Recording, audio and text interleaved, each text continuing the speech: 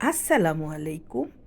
নাজমাস রসইঘরে আপনাদের সবাইকে স্বাগতম।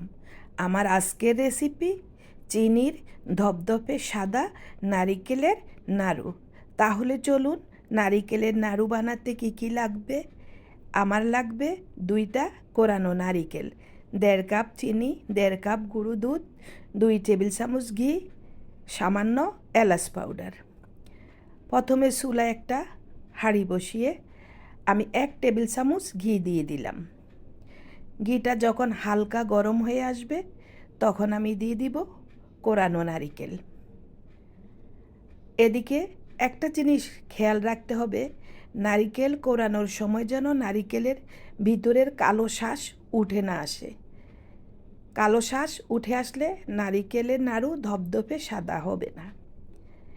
এখন চুলা মিডিয়াম লো হিট